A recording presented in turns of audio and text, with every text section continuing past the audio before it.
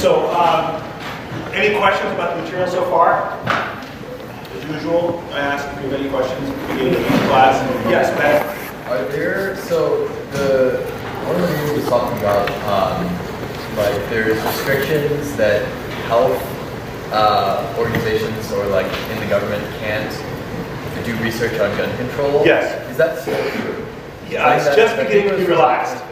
It's just a very good question. It's just beginning to be relaxed. I actually had some slides about that exact topic in this lecture, but I deleted them 2 nights ago because I thought already the lecture was too long. But yes, there were restrictions put on the research that were sort of originating from conservatives, right wing, that we shouldn't even do research on guns and gun deaths. And I think that's just crazy. I mean, we could debate whether or not we want or do not want different forms of gun control.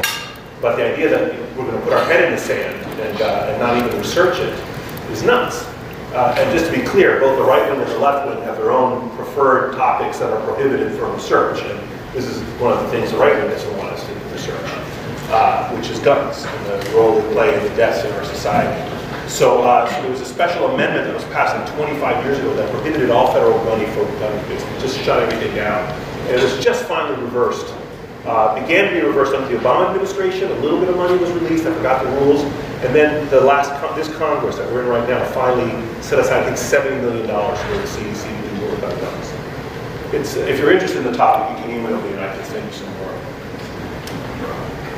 All right, so last time we discussed different ways of conceiving of the causes of death and a particular emphasis on health behaviors and obesity especially. We talked about the patterning of obesity by race and sex and income. We talked about various collective determinants of obesity, including changing social norms in our society. And finally, we began to discuss some policy interventions to address public health problems, like changes in laws or counter-marketing interventions. And I want to reiterate the point I made the last time about non-discrimination, especially given the images of some of the obese individuals that were necessary for a part of understanding of the topic. And the point of the picture of the big woman in the pink bikini or the very big woman in that device that was hoisting her from one part of the hospital to another part was just to show how complicated this topic is. That normalizing big size is both predictable from a sociological standpoint and understandable from social norm theory, but problematic from a public health point of view. And I have no easy answers for you on this topic. Okay, I can't spoon feed you some solution to how we resolve this tension. Okay, but it is a tension, and we need to think about it. And we, in my view, need to do something about the obesogenic environment we have in our country today. Okay, so today we're going to look at tobacco and to a lesser extent firearms and alcohol and the structural determinants of deaths due to those things. Now tobacco, as we saw the last time, is in fact the leading preventable cause of death in our society. It is a major killer still in our society. And it has been a leading killer despite the fact that tobacco consumption, cigarette consumption, has been, this thing keeps turning off up here. I don't know why, the guy in the back that's just telling you that I'm not doing anything, it's just turning on and off. That blackness is, you saw that happen, right? Yeah, okay. And it's a leading, it's been, despite the fact that tobacco consumption has been declining since 1960. And the reason is that despite the decline, we're still nowhere near where we were 100 years ago. So if we begin in 1900 up to the present, we look at the number of cigarettes per person per year, back 100 years ago, it was very low tobacco consumption. And you have, increasing tobacco consumption. Here's sort of the Great Depression. You get a little dip when people can't afford tobacco. And then the end of World War II. So during the war, huge increase in tobacco exposure, partly from military exposure. It's when you're on the battlefield, it's nice to smoke, and nicotine is helpful.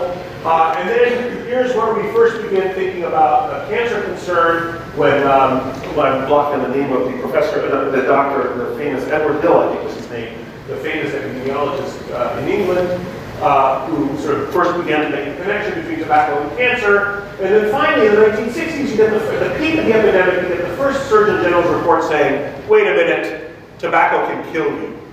And it takes quite a while before we begin to have laws and regulations to bring the tobacco levels down again. You begin to have fairness doctrines and messaging, or you can't You can't broadcast tobacco ads on TV. You begin to have non-smokers' rights. Here's a broadcast ban that takes place here in the 1970s. You begin to have non-smokers' rights movement. Why should I have to smoke, inhale your exhaled smoke? I have rights too. You can't infringe on them. You begin to have the taxation used as a policy to constrain tobacco consumption. And then here you have a very famous, which I'll get to in a little bit, a very famous lawsuits filed against the tobacco companies for deception of the public. And they disgorged billions of dollars and set up these funds to help reduce tobacco consumption in our society. Nevertheless, there's still between 44 and 46 million smokers in the United States today, and the prevalence among adults is about 28%. And the average consumption is over 2,200 cigarettes per year, or about a third of a pack a day for the average American adult. And in fact, if you look more closely at the period since 2005, and also look at the pattern by age, we see that the recent decline in tobacco consumption is not uniform across age groups. And the youngest age group of 18 to 24 has, like you guys, have indeed been decreasing the use of cigarettes over this time period, although roughly 20% of young people still smoke.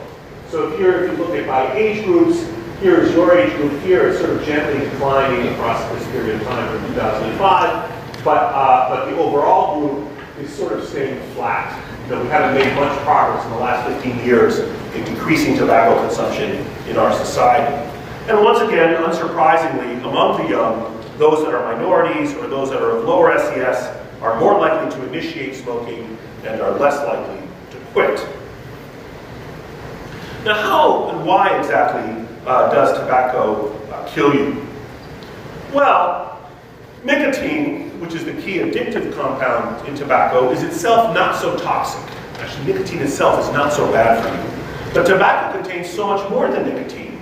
Cigarette smoke has over 4,000 chemicals and at least 50 known carcinogens or harmful substances. There are all kinds of deadly things. There's heavy metals like cadmium and lead, compounds like cyanide and nitrogen oxides, benzoate and pyrene, carbon monoxide, we all know that's deadly, vinyl chloride, acetaldehyde, sodium hydroxide, that's like lye, that it's like the opposite of an acid is sodium hydroxide, that's an intense base.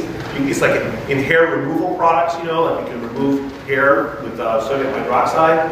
And it damages tissues throughout the body in several ways, affecting multiple organs and increasing risk for cancer and many other diseases.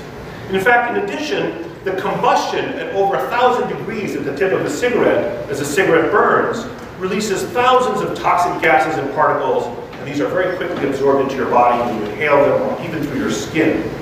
And the organs involved in the absorption of smoke, such as the lungs and the vascular system, and in the excretion of waste, like your kidneys, are exposed to these toxic substances. And so the impact is extremely widespread throughout your body.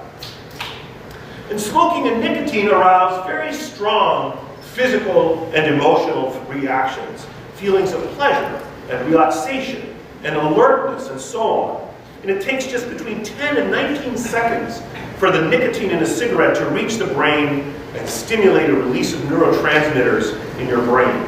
And there's a rapid behavioral reinforcement that enhances the addiction. So behavioral reinforcement is like this addiction of mine.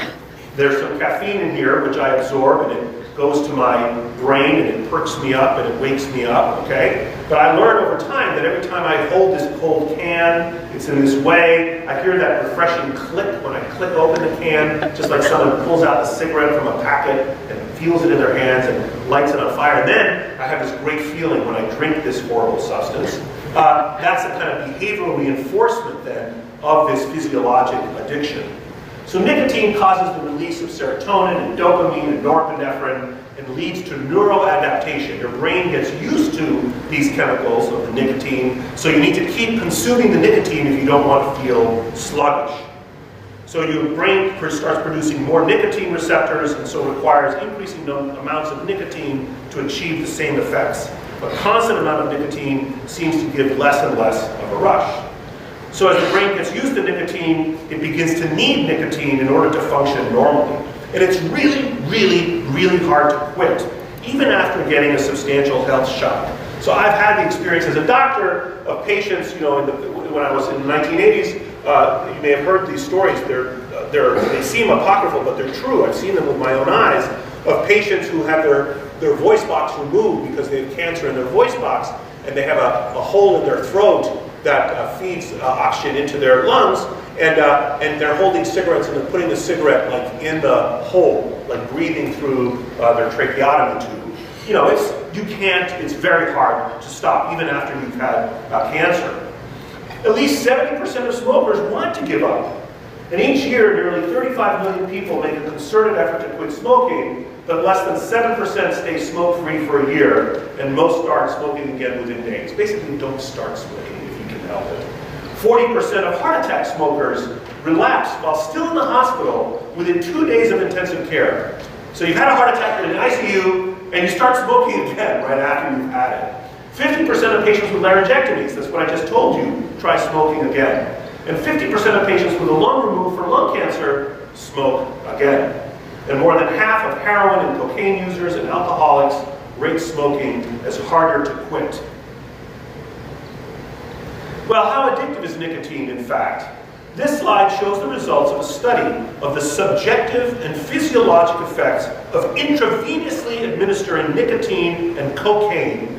And this was done in 10 cigarette-smoking cocaine abusers. So we took a bunch of people, 10 people, who both smoked and used cocaine, and under double-blind conditions, they received either placebo or cocaine at 3 different doses, or nicotine at 3 different doses in their veins.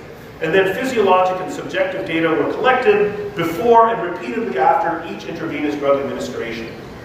And what they found in the subject was that the nicotine high and rush were rated as stronger than cocaine. They preferred the nicotine even to the cocaine, although the nicotine was a little more jittery. Nicotine had a more rapid onset of subjective effects, and nicotine was frequently misidentified as cocaine by these users. Now, tobacco companies were explicitly aware of the addictive properties of nicotine and the efficiency with which cigarettes can deliver it. As a result of the lawsuits launched against tobacco companies in the 1990s, an enormous trove of internal industry documents was released, as outlined in Alan Brandt's wonderful book, The Cigarette Century. Thus, we now have access to numerous internal company documents. This is a company document from 1972 from Philip Morris, and it said, the cigarette should be conceived not as a product, but as a package. The product is nicotine. Think of the cigarette pack as a storage container for a day's supply of nicotine. Think of the cigarette as the dispenser for a dose unit of nicotine.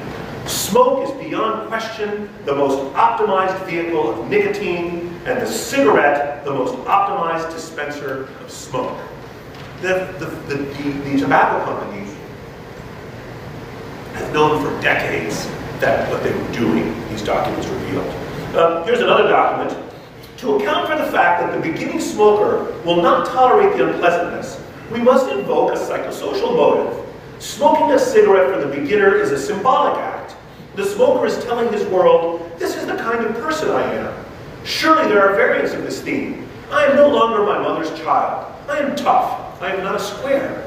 Whatever the individual intent, the act of smoking remains a symbolic declaration of personal identity. That's from 1969, another Philip Morris document.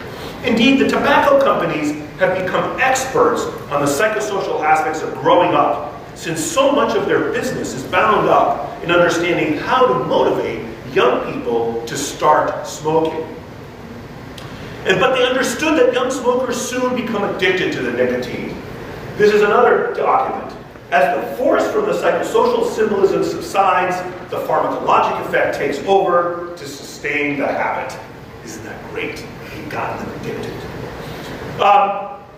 Now, we care about tobacco not only because it kills its users, but also because it kills innocent bystanders.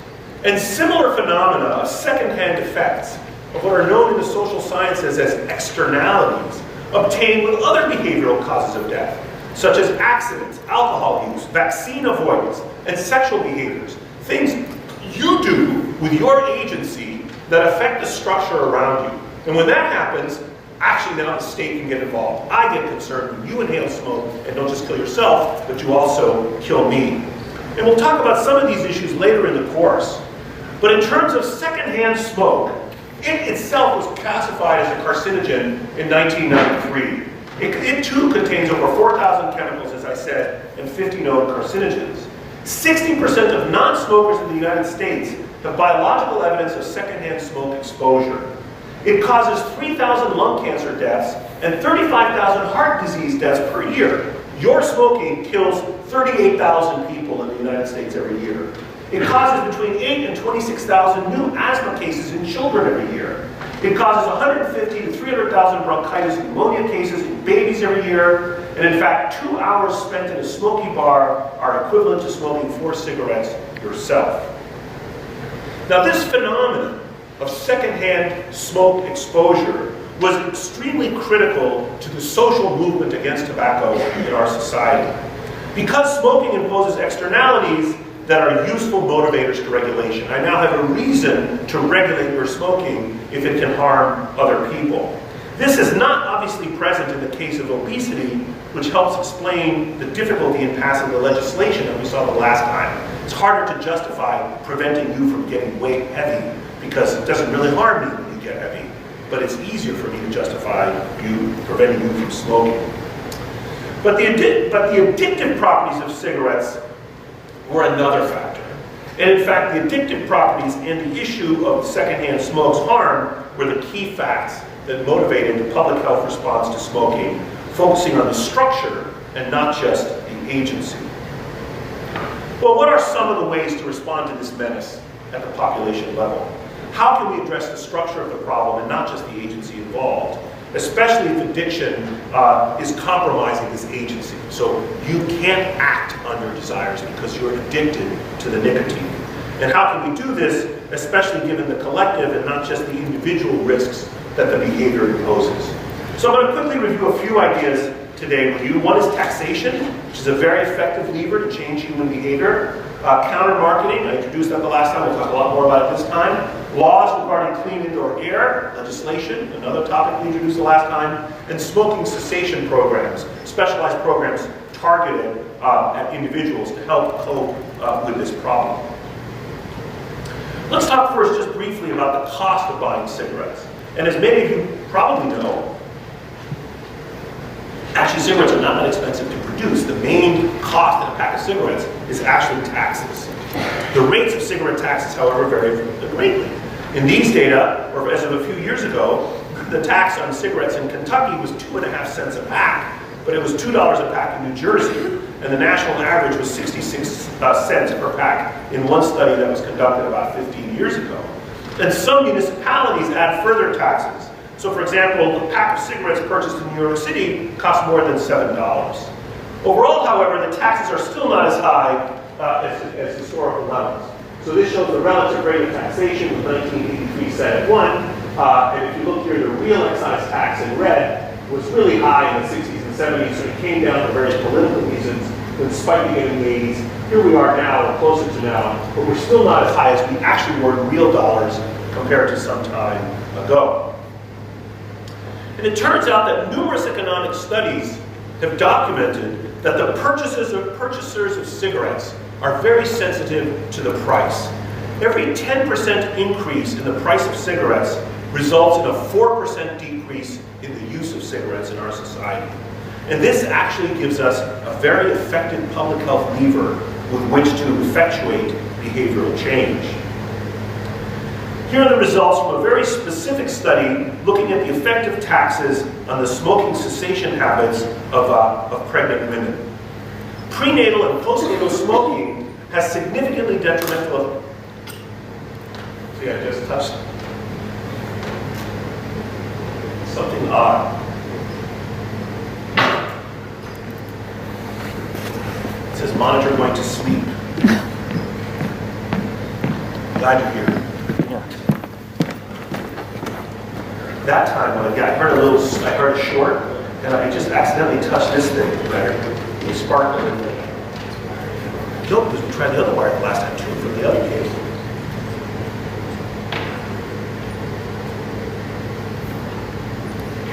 Let's see, he's like. That's promising. There we go. Okay, so I'm going to try not to touch anything, but I'm telling you, it's not me. All right, can you guys try to fix it? Thank you. Thank you. Good, glad you're here. So anyway, so prenatal and postnatal exposure of babies to smoke, that the moms are smoking, is a serious problem, and it accounts for low birth weight, and it has many other bad effects, including sudden infant death syndrome in children. Mothers who smoke, their babies are more likely to die suddenly, asthma in children, respiratory illness, middle ear infections, and so forth.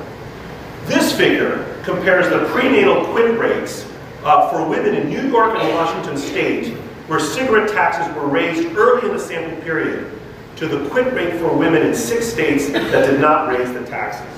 So here we have the percentage quitting, so what fraction of the people quit, and this is the states where no tax changes were made, okay? So if you look at these 6 states, the rate of quitting is constant across time, all right? Like at 40% of pregnant women who are powerfully motivated. They're pregnant, they want to take care of their baby.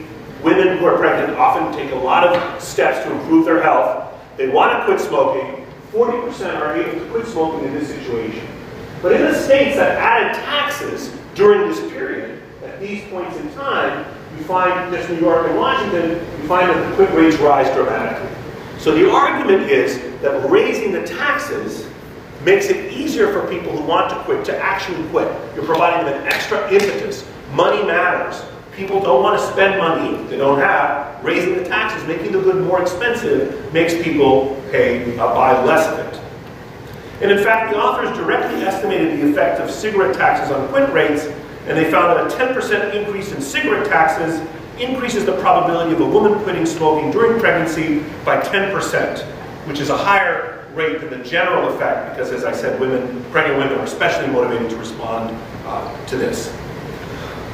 Plus, 2 people benefit here, mom and the baby. And the authors estimate that a 30-cent increase in taxes would have approximately the same effect on quit rates as enrolling women in prenatal smoking cessation programs. So taxes really work, because people are actually motivated by money. Unfortunately, they're also motivated by sex. And the tobacco industry has a long history of using it to sell cigarettes. So, here are some classic ads for Camel, here's a Turkish jade, with this appealing woman dressed in this provocative way.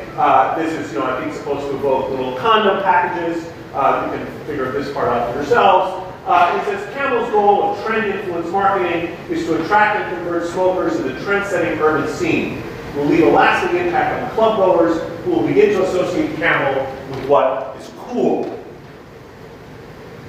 And here's some other ads, also presumably targeted at women. This woman's supposed to be smoking, she's asserting her independence. We can discuss, whether the image actually does or does not denote independence. Or this woman this was done like 20 years before the girl with the dragon tattoo, just so you know. Or this woman over here who doesn't seem to be taking much crap from anybody is the kind of argument. And here's some other ads targeted at young women. This is, a way to, slow down, pleasure up. It's a way to get a man. The slimmest slim in town is Capri. If I ran the world, calories wouldn't count. So it's a way to get a man or to get thin, even while you're eating French fries, it seems. These are tools that women can use to live fuller lives, is the idea here. Or sometimes it's even as a way to replace a man. Until I find a real man, I'll take a real smoke, says this woman over here. Why instead of trying to get the guy over here by smoking, in that winsome look, instead, I'll have this tough look and I won't need to, keep him away, let's say. And these ads were more targeted at men, though it's unclear whether guys are such dopes that they would really fall for this stuff.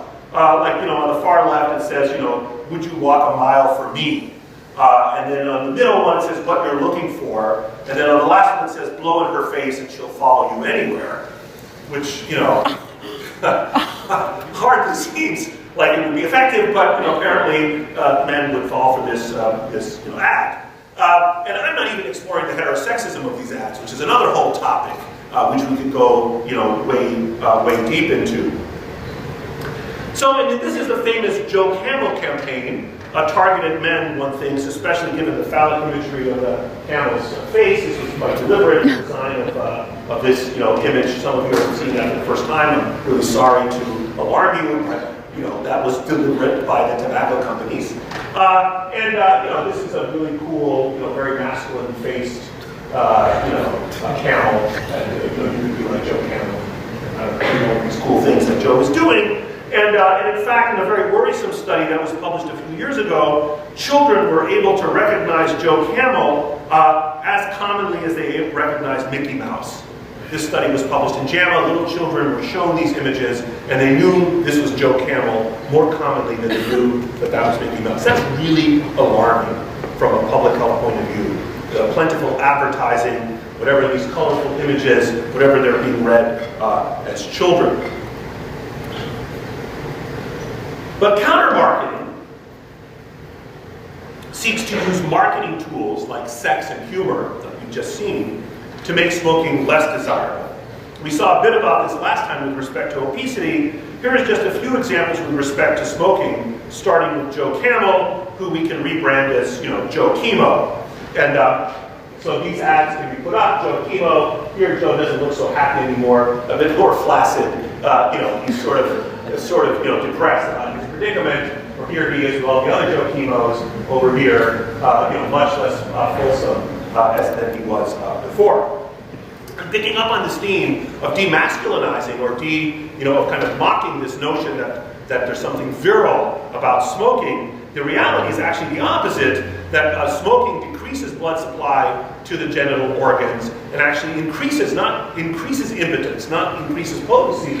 And a whole arguing campaign picking up on the Marvel things. This guy is clearly not as masculine as you think, as this guy is over here. And you can see these ads, and obviously using the same font and writing impotent there instead.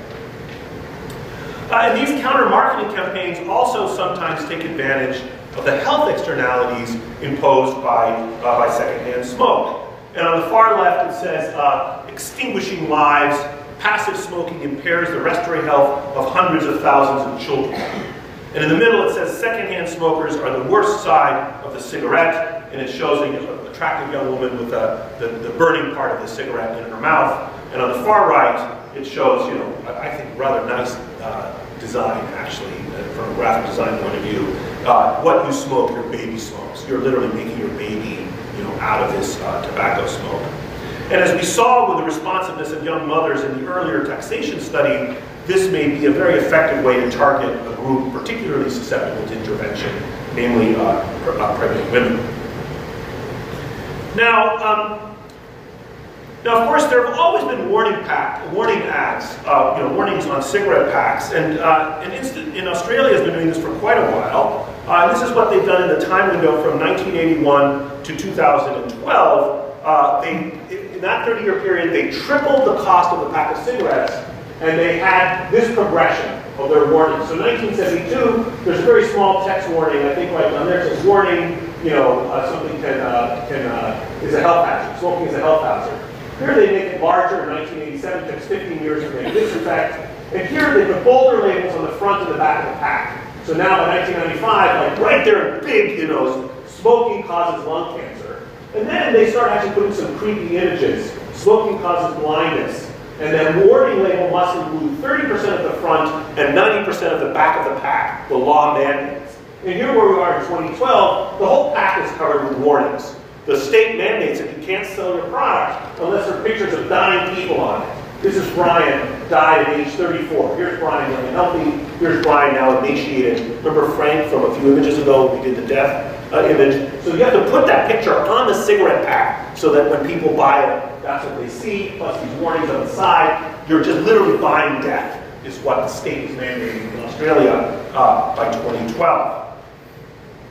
And there are other inventive ways. One of my favorite things is street artists. I think street artists are just amazing, actually. I don't have that kind of eye or way of thinking or seeing the world.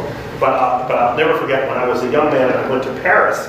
And you guys won't believe this, but in the 1980s, Parisians would walk their dogs out in the street and the dogs would defecate on the sidewalks. And that was it. Nobody picked up any of the poop. It was just everywhere. So literally, I'm not making this up. You'd walk down the street like this in Paris to avoid piles of crap that were all over the streets. This was all over the place. And there was this big inventive move amongst Parisian street artists when I was there in the 1980s. And they would find a pile of crap on the street, and then they would paint a plate of food around the pile of crap, so that there would be the feces would look like meatballs, and there'd be like some broccoli painted and everything else. And like even as I'm describing this, it feels gross, right? But it's very effective counter-marketing, and people can do this, for example, as well for tobacco. So, this is one street artist, very effective, just inventive kind of public health service by painting the sewer as to the mouth of this person. But you can get much more inventive than that still, in fact. You're not even just restricted to that. Here's one of my favorite ads. I'm just going to play you this video now. Let's see if we can get the volume to work. I think I won't be able to get it to work. Let's see. Just watch this.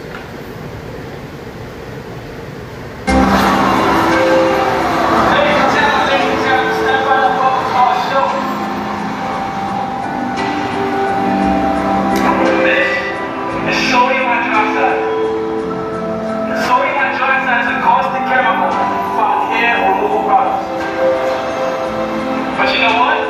It's also found in something else.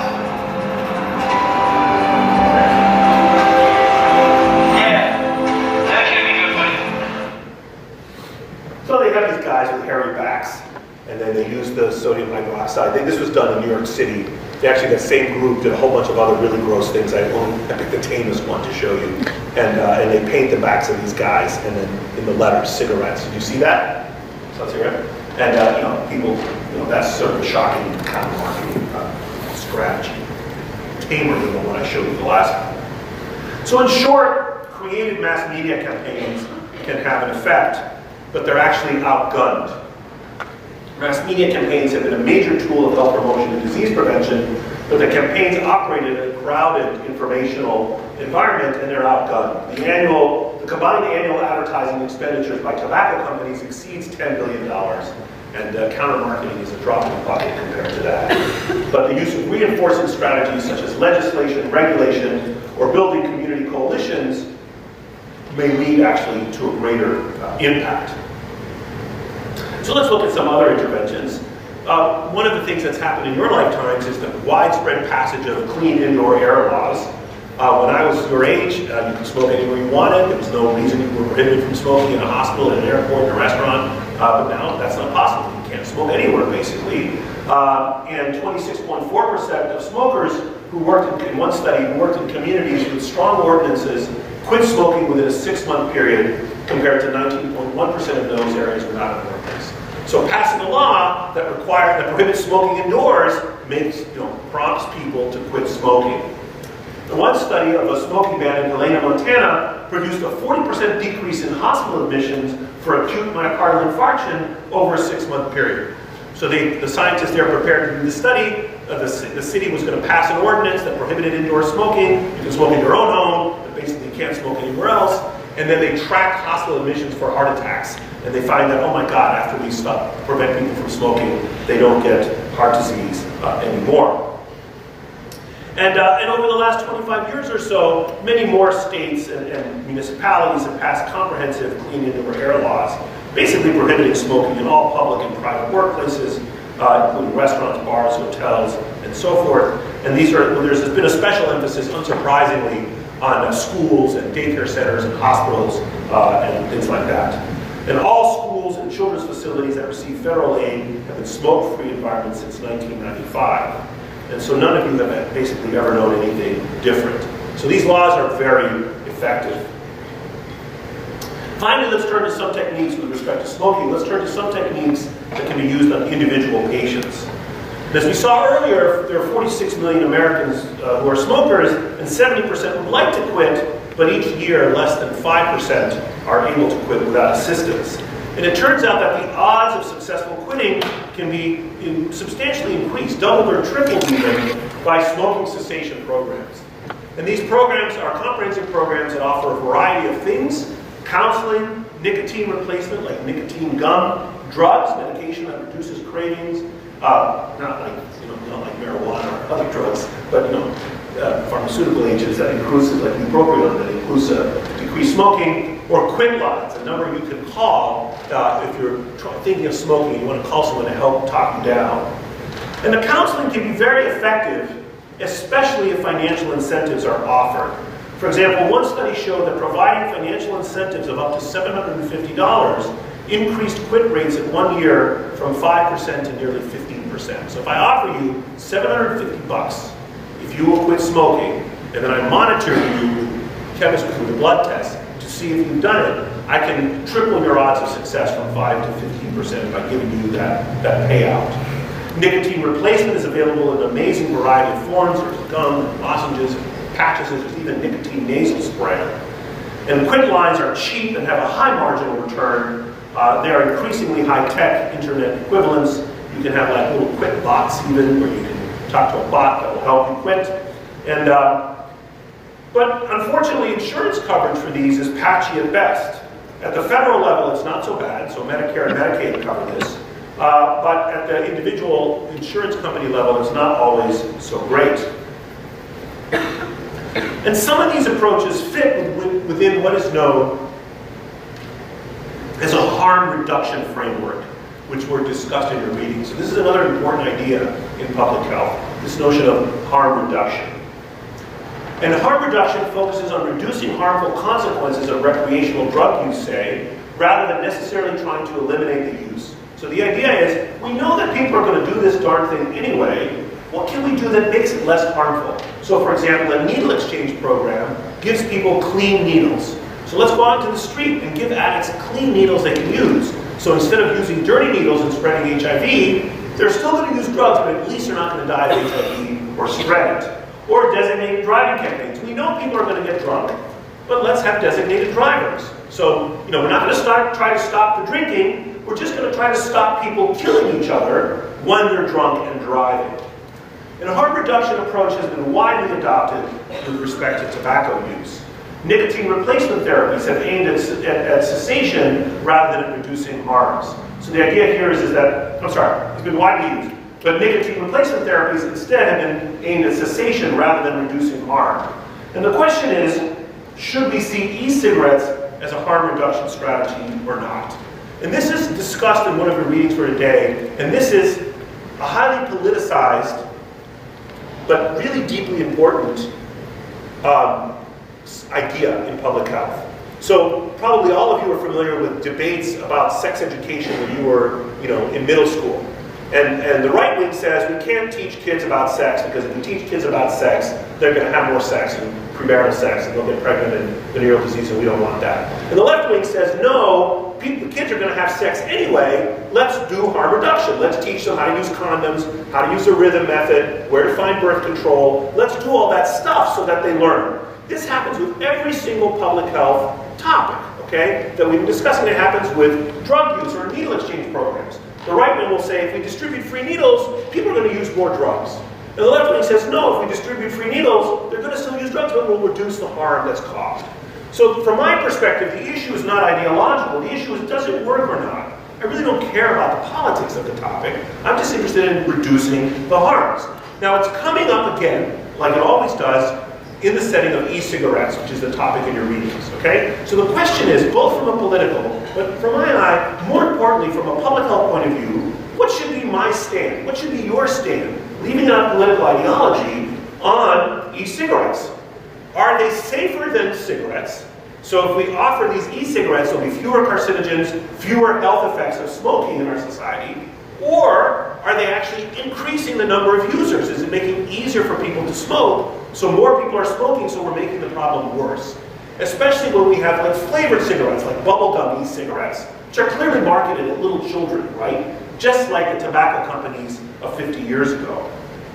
And in fact, this is one type of nicotine replacement that's currently ascendant. These e-cigarettes that are discussed in your reading. It delivers nicotine via battery-powered aerosolization.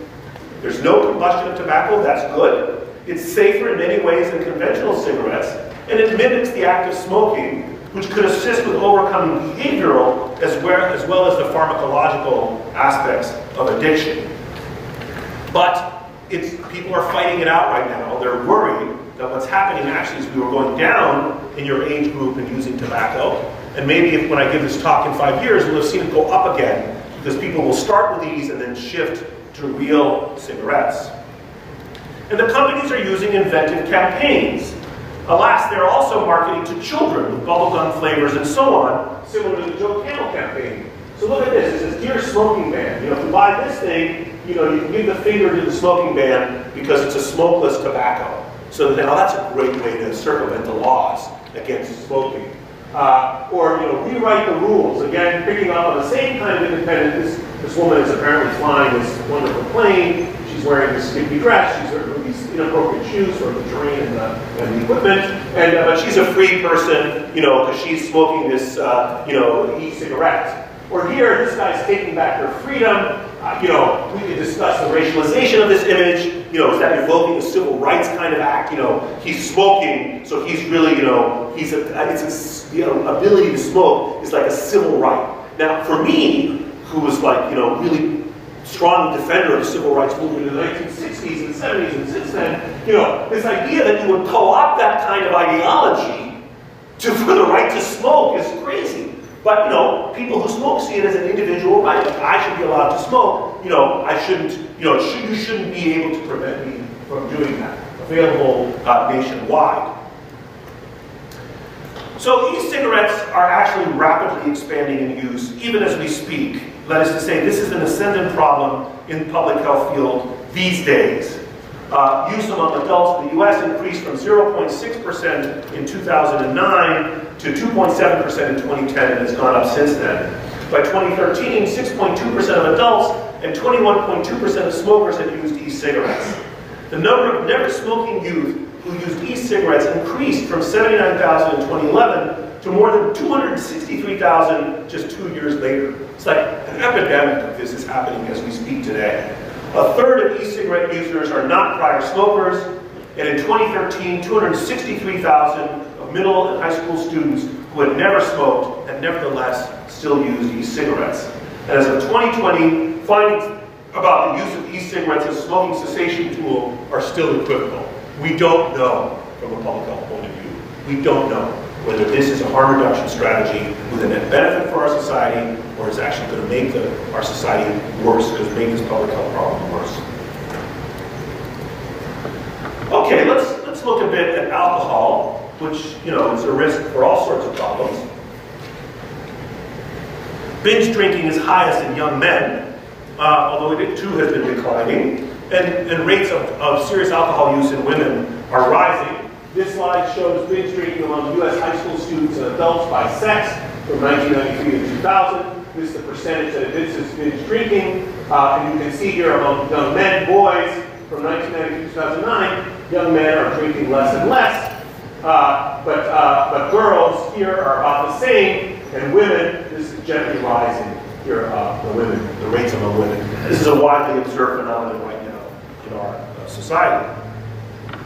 And here are data from a now somewhat old national sample of 14,000 college students in 119 representative four-year colleges.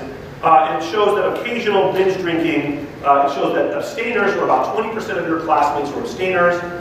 Drinkers, but non-binge drinkers, was about 36%. An occasional binge drinker, which is 1 to 2 times in a 2-week period, and was 21%, and a frequent binge drinker, which is more than 2 times in a 2-week period, that is at least once a week, was 22%. That's a lot. If your peers are binge drinking once a week on average, that's just not healthy. There's no way to justify that from a health point of view. And in fact, alcohol use imposes a very substantial public health burden, even on people your age. So here too, there's secondhand effects of students who do not binge drink, which is used by public health officials in a way similar to tobacco. So the argument is, can I prevent you from drinking because when you drink, you harm others? And roughly 1,825 college students die every year from alcohol-related injuries. About 600,000 suffer injuries. Roughly 696,000 students are assaulted by another student who's been drinking. That's a huge number of people. And roughly the same number are drinking themselves, increasing their risk of victimization. So when you drink, you're likely to harm others, and when you drink, you're likely to be harmed by others because you can't take care of yourself. An estimated 97,000 students are affected by unwanted alcohol-related sexual behavior. So they're drunk, they have sex, and then they don't like it, they regret it later on, so, that's not a good thing. And a total of 19% of students met criteria for alcohol abuse or dependence, and only 5% chose treatment. This is an epidemic by any measure of the word. And an estimated 3,360,000 students have driven under the influence of alcohol. That's really scary to someone like me, that people would still be doing that. But it's proven a very difficult problem to address, college drinking has. Now, I'm going to make a few remarks about firearms, picking up mostly on your readings, and then I'm going to close with a few big ideas that are very important as you think about the topics we discussed in this session and the last session. Any questions so far about tobacco and drinking? One of you sent me, Jewel, I think, sent me the California, yeah, that's good. I think I'm going to start using that next year. But if you find other nice counter-marketing ads or videos that you think are useful, you should send them to me. It helps me, improve the offerings for future students. Any questions so far? Okay. So let's talk a little bit about guns before we stop. So firearm homicide rates for young men in the United States are between 12 times and almost 300 times the rates of other industrialized nations, whereas non-firearm homicide rates are only between 1.4 and 9 times greater than other countries. So we're only slightly more violent than other industrialized democracies, but we are much more lethal than other industrialized democracies. And so, so the question is why? Why is this difference important? And the reason is that the guns have not replaced other violence. So the guns are making it easier for us to be even more violent. It's as if the structural existence of guns increases our probability of behaving badly. There have been studies that have shown what happens when you let someone hold an unloaded gun and you put them in a situation. Just that feeling of holding this gun changes people's decision making. And they become much more their worst selves, let's say, in all kinds of ways. In 1986, there were 1,043 gun homicides in males aged 15 to 19 in the United States, whereas there were 6 in all of Canada and 2 in all of Japan. So we had over 1,000 young Americans dead, 15 to 19 in our society, and just 2 in Japan. And here's some data on homicides in young people in different countries. So if you look at in these 7 countries, you look at firearm deaths due to knives and piercings, and all other deaths. I guess being pushed off a cliff or poisons or whatever. And you can see Canada, England, France, Israel, Norway, Scotland. They're all down here. Deaths per 100,000, less than 5, whatever they are, whatever distribution they have in certain ways. And here we are off the charts. But the important thing to notice in our data is that most of this excess is due to guns. We're not stabbing each other at higher rates than any other country. We're not killing each other from poisonings or ropes or other mechanisms than anyone, from the clue, Colonel Mustard with the candlestick in the living room, We're not using candlesticks more than anyone else, okay? We're using guns more than anyone else, than any other society to kill each other. And so the firearms are contributing to a larger proportion of U.S. Homicide rates. Now the Kellerman study from your readings gives you a feel for the frequency and age and race distribution of not just deaths, but more broadly injuries due to firearms in our country. And this study defined an injury as resulting from the discharge of a firearm prompting emergency medical attention. And overall, in the 3-city study, which were Seattle, Memphis, and Galveston, Texas, there were between 110 and 160 injuries due to firearms per 100,000 people per year, or somewhere over 1 per 1,000 people each year. So over 1 out of 1,000 people every year are injured or killed by a firearm. 88% of the injuries occurred during an assault, 7% during suicide attempts, and 4% were just idiots that were unintentionally injuring themselves. And overall, 19% of all injuries were fatal. But the variation by age and race ethnicity is sobering and, to my eye, really depressing. So here, if you look at the age of the individuals, and these are different age ranges, These people are not really killing themselves and being killed by others. So boys are more likely to be shot than girls or die. Men are more likely to die than black women. And, non-Hispanic whites at these rates.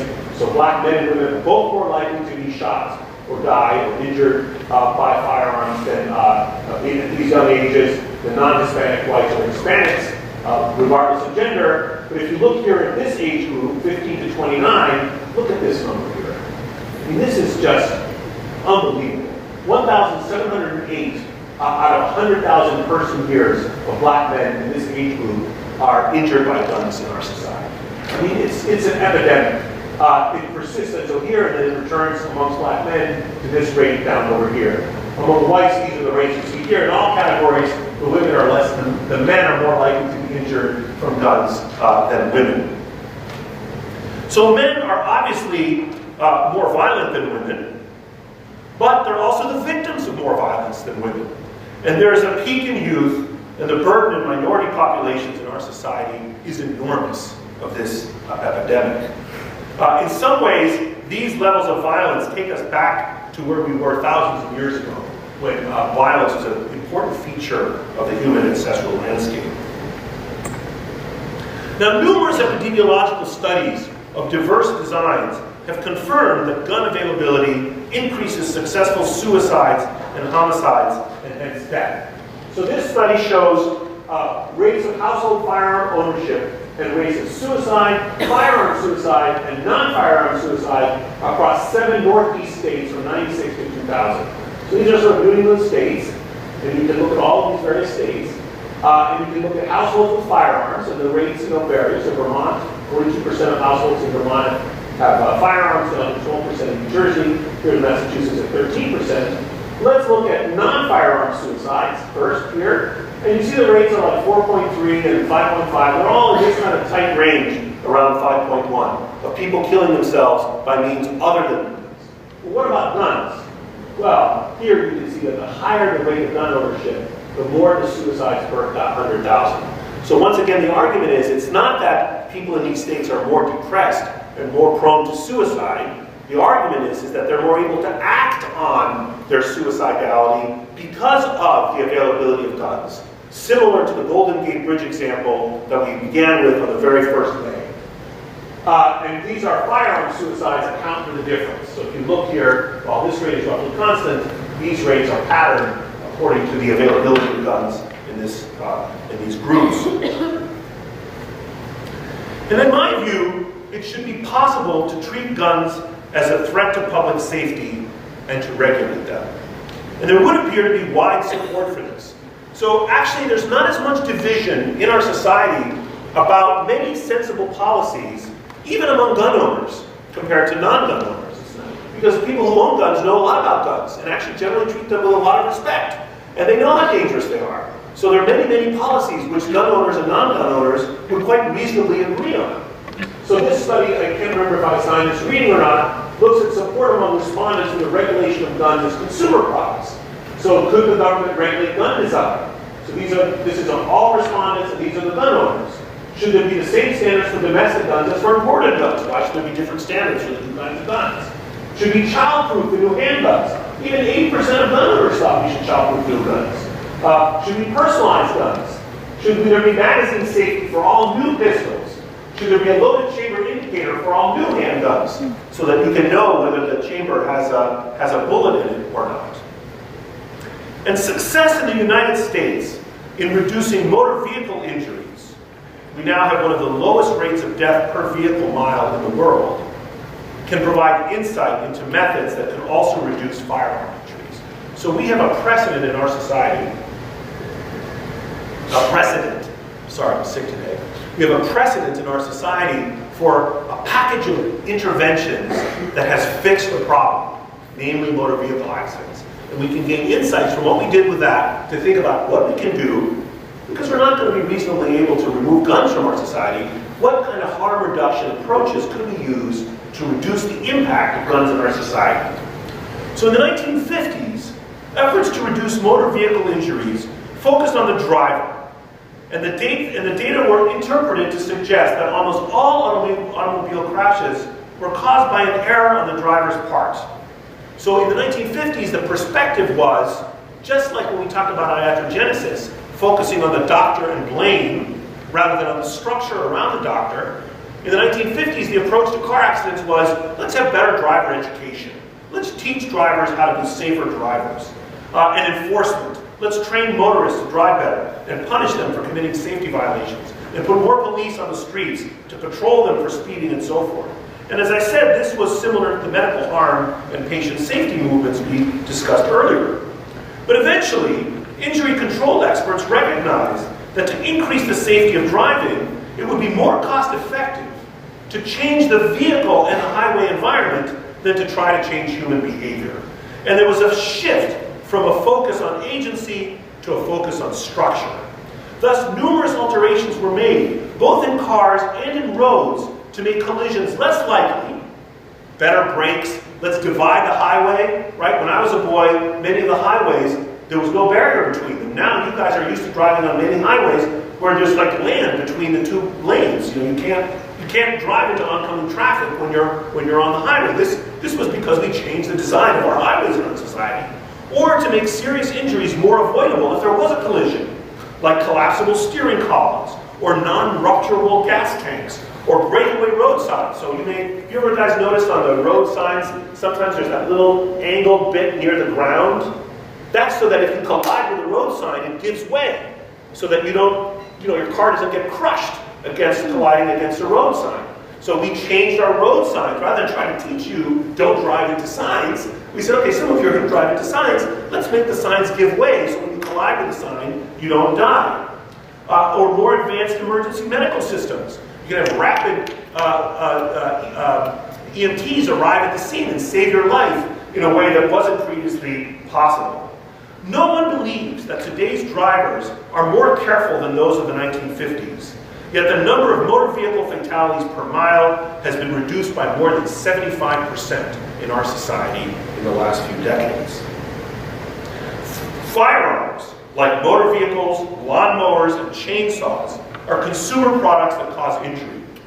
And the safety of virtually every consumer product is regulated by federal or state governments. And the only conspicuous exception is the gun. And unfortunately, as Hemingway points out in your readings, because firearms have been deliberately exempted from the oversight of the Consumer Product Safety Commission, we are in the completely indefensible position of having stronger consumer protection standards for toy guns than for real guns. In fact, there are more rules about the manufacture of teddy bears than the manufacture of weapons in our society, even though very few people die of teddy bears. Some do, by the way. But very few people die of teddy bears every year. Now, compounding that, there's a striking disparity on spending regarding the causes of death. And this goes back to the point that Ben asked at the beginning, even compared to motor vehicle accidents, let alone the disease-focused way of seeing the causes of death. This slide shows the mortality rate versus research funding for 30 leading causes of death in the United States. So here we look at how deadly is the disease. So here are cancer, heart disease at the top. And what's the funding level? So here, like hernias here at the bottom, the least deadly thing, it gets low funding. Here's gun violence. It's right in the middle in terms of how deadly it is, but it's one of the least funded things that we do. We do not, as a society, spend money understanding how might we intervene to rid ourselves of this menace, to rid ourselves of death, or reduce deaths, which is now, as I already said at the beginning, one of the leading causes of death in our society. Compared with other leading causes of death, gun violence was associated with substantially less funding than predicted based on its mortality rate. Gun violence had 1.6% of the funding predicted from these regression analyses. That is to say, it should be getting about $1.4 billion a year in funding, but it gets just about $22 million. And gun violence has killed as many individuals as sepsis. However, funding for gun violence overall is less than 1% of that we give for sepsis. And overall, in relation to mortality rates, gun violence